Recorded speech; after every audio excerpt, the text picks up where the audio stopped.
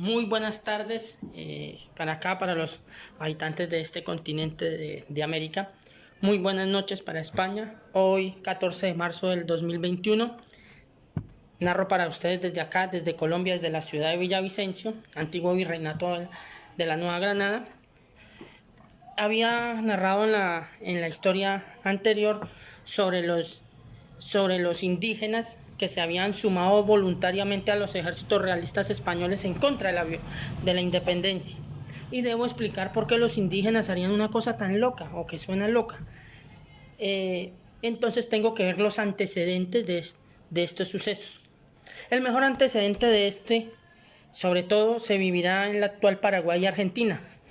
en la batalla de Emborore o Embarore, donde una misión jesuita guaraní y charrúa, indígenas charrúas, derrotarán al ejército portugués. Contaré este suceso histórico y el preludio de esta batalla que se dará en Emborore, que es actualmente en la actual Argentina, entre la frontera entre Argentina y Paraguay, entendiendo que ni Argentina ni Paraguay existían, ni siquiera el Virreinato de la Plata, porque todavía en esa época pertenecerían al Virreinato del Perú. Entonces voy a contar de forma más breve este hecho histórico. Primero voy a contar que desde el siglo XVI, a mediados del siglo XVI, de 1560 hacia adelante, los españoles habían permitido que muchas misiones religiosas, sobre todo jesuitas, dominicos, franciscanos y demás misiones religiosas se establecieran en América, permitiendo que estas poblaciones se igualaran a los españoles, aprendiendo artesanías y cantidad de manufacturas, mejorando la calidad de vida. Entonces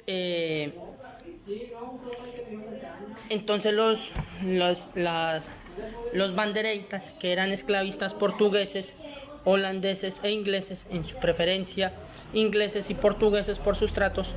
que eran portugueses netamente o portugueses algunas veces mestizos con alguna etnia indígena, o mercenarios a sueldo de los británicos que entraban en territorios españoles cuando Portugal y España pasan a estar unidas, y después cuando Portugal y España se vuelven a separar en 1640, efectúan esta acción con el beneplácito de la corona portuguesa. Fuera de eso, tengo que hacer entender que estas poblaciones indígenas, tanto charrúas como guaraníes, desde 1580 habían pasado a ser una nación indígena dentro del Imperio Español, y entonces el Imperio Español aseguraba sus fronteras intentando armar a estas facciones indígenas, pues para intentar acabar los problemas que tenían con los indígenas.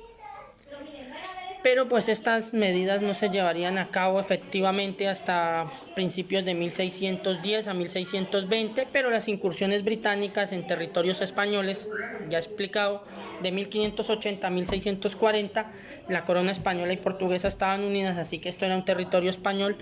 eran invadidas por los ingleses continuamente. Entonces debo decir que estos territorios estaban unidos a España de esa forma. Entonces los bandereitas y con ayuda de algunos tupíes, que eran sus indígenas aliados, habían secuestrado varias misiones indígenas para conseguir mano de obra barata para las plantaciones de caña, de azúcar y de las ganaderías, lo que había asentado la esclavitud. Entonces el señor Nicolás de Ñenguirú, jefe tribal indígena del caserío guaraní de Italpaso, así se llamaba, no se rían, de Italpaso, decide convencer al fraile español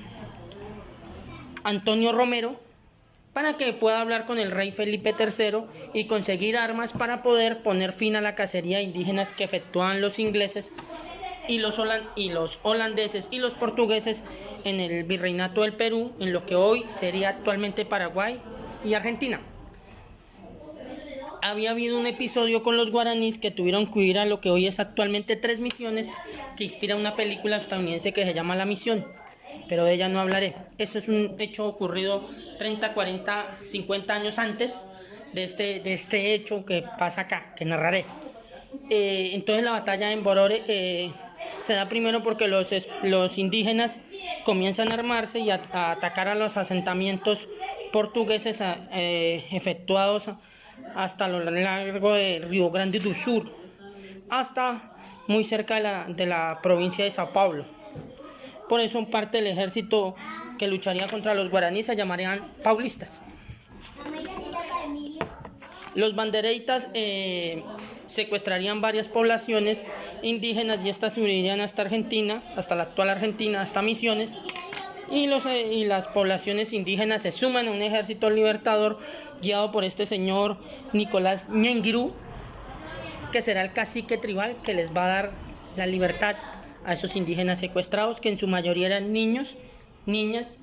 y personas de joven edad, que eran utilizadas para las plantaciones, como ya conté, de grandes plantaciones de caña de azúcar y para la cría de ganado selectivo, especialmente cerdos y ganado vacuno, reses. Estos tipos consiguen con el beneplácito de la corona española entrenamiento militar en la ciudad de Buenos Aires, en la actual Buenos Aires, Argentina. Obviamente, como saben, el Virreinato de la Plata no existía, era parte del Perú, y este entrenamiento lo hace el señor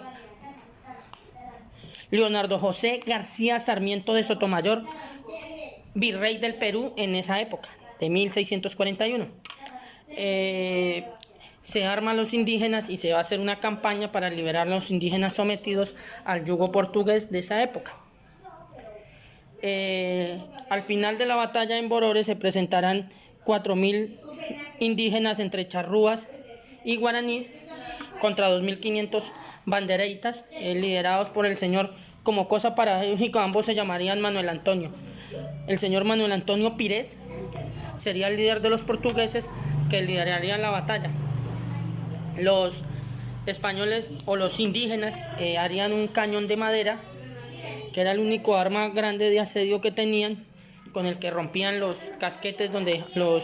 las empalizadas improvisadas que hacían los portugueses, donde encerraban a los que recién capturaban,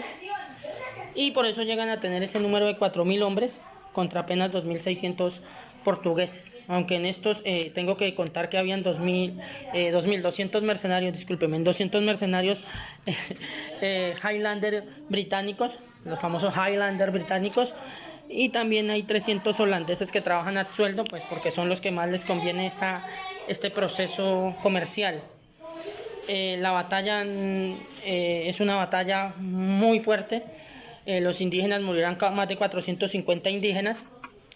En la mano de los portugueses morirán un poco menos, 330, 320, pero los indígenas tomarán posiciones ventajosas, lo que hará huir hacia el río Paraná a las tropas portuguesas, los bandereitas, y estos, al verse acosados de ataques guerrilleros, sobre todo efectuados por los charrúas, huirán hasta que quedarán hasta que decidirán devolverse a las ciudades, hasta la propia capital de provincia, a la ciudad de Sao Paulo, donde los indígenas seguirán persiguiendo, y en la empalizada de Emborore será la batalla final, donde ya habían rescatado los indígenas secuestrados en Italpaso. También habían rescatado 8 días después del 1 de febrero de 1641, el 9 de febrero de 1641, el señor Antonio Romero, fraile capitán, gracias a que 7 esclavos negros portugueses desiertan y varios tupíes que trabajaban para los portugueses desertan,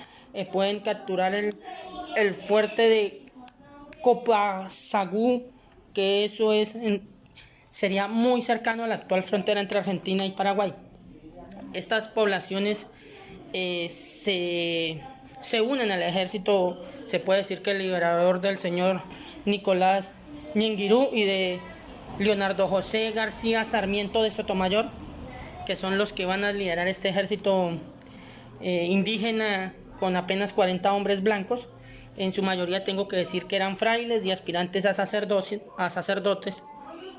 y pues que van a hacer huir a los bandereitas y a los esclavizadores portugueses, holandeses e ingleses hasta las riberas del río Paraná, hasta que hacen devolver a estas tropas hasta Sao Paulo. También tengo que explicar que